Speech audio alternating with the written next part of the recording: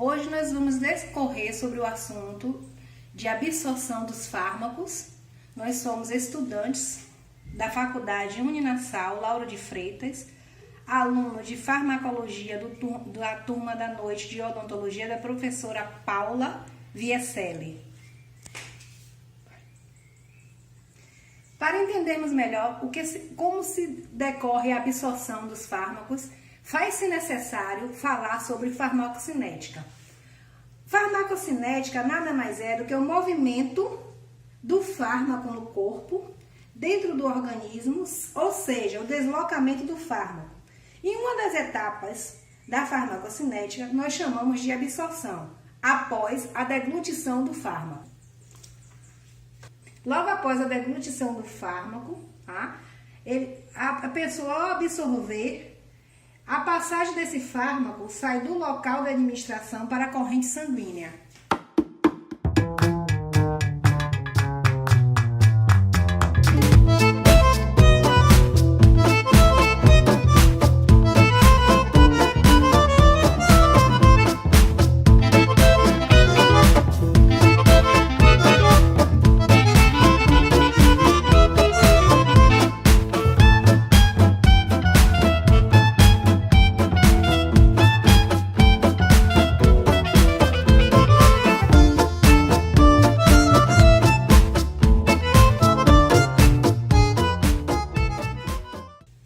Logo após a deglutição do fármaco, a pessoa ao absorver, a passagem desse fármaco sai do local da administração para a corrente sanguínea.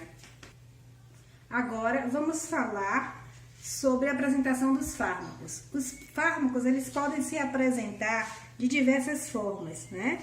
E podemos defini-los como comprimidos, que é a mistura do princípio ativo em pó com substância que dão liga, como por exemplo o amido ou a goma arábica. A drágia, diferente dos comprimidos, esse tipo de apresentação possui uma película externa que impede a degradação dos seus compostos.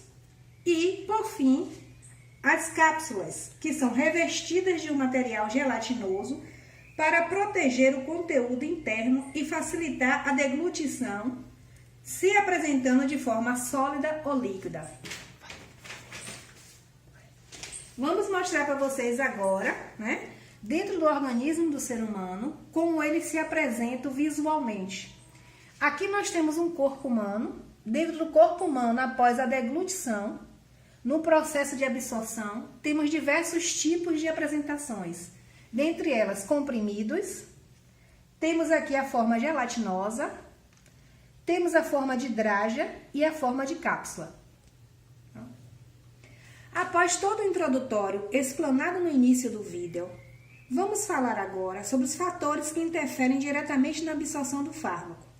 Todo fármaco é uma base fraca ou um ácido fraco. E do que se trata isso? Quando ele é uma base fraca, ele precisa atuar em locais ácidos. Já quando ele é um ácido fraco, o processo é o contrário. Ele precisa atuar em locais com pH básico. Um fármaco, ele precisa ser lipossolúvel, ou seja, ter afinidade com a membrana fosfolipídica das células, para ser melhor absorvido. Porém, existem fármacos que são hidrossolúveis. E esses têm um comprometimento com a absorção, pois a hidrossolubilidade tem uma característica da pós-metabolização para a eliminação do fármaco. Peso molecular. O peso molecular é a massa de uma molécula. Para se ter uma melhor absorção do fármaco, faz necessário que o peso molecular seja o menor possível, facilitando assim a passagem na bicamada fosfolipídica. Outro fator que também interfere é a concentração. A concentração, quanto maior for a sua presença na corrente sanguínea, maior será a sua absorção. Entretanto, se a sobrecarga do medicamento no sangue for grande, ocasionará uma intoxicação, que está diretamente ligada à administração do fármaco no horário, ou seja, a sua meia-vida útil. Por isso, torna-se necessário ser administrado dentro do horário prescrito. As vias de absorção, elas podem ser intestinal ou cutânea. Na intestinal, ela é realizada pelo sistema gastrointestinal. Já na cutânea, ela é realizada pela pele. Agora, vamos explanar de uma forma observando um desenho do corpo humano. Após o ser humano ingerir, um fármaco, deglutir ou ingerir, ele irá passar pelo estômago.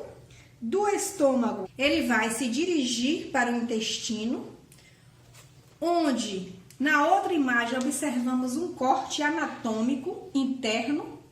E neste corte, iremos observar dentro do intestino as microvilosidades, que é justamente neste local onde vai ocorrer a absorção.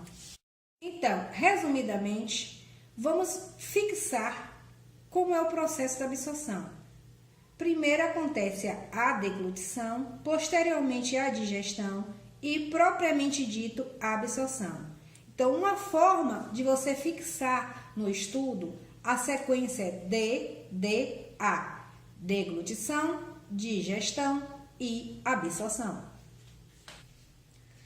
Bem, pessoal, então, resumindo, todo o trabalho, a absorção é basicamente a capacidade desse fármaco dele entrar na célula, para que ele tenha efetividade, para que o efeito dele seja efetivo, seja eficaz.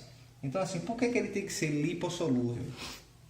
Temos aqui um esquema de uma bicamada lipídica, e ele tem que ser lipossolúvel porque ele tem que interagir com essa bicamada lipídica, Então, quando ele tem essa interação, ele consegue passar, por essa camada protetora, que na verdade é a camada bilipídica, é a camada protetora da célula, Falamos também sobre o peso molecular. O que é que tem a ver o peso molecular? Alguns fármacos eles irão utilizar dessas proteínas estruturais, para poder entrar na célula. Então, assim, se o peso molecular for muito grande, a célula não consegue transportar esse fármaco para dentro, Então, por isso que o peso molecular dele também tem que ser o menor possível, tá bom? Então, esse é o nosso trabalho, tá bom? Da turma de odontologia, da noite, terceiro semestre, nossa matéria de farmacologia, professora Paula Vicelli, Os componentes da nossa equipe, Gorete, Eduardo, Davidson, David e Washington.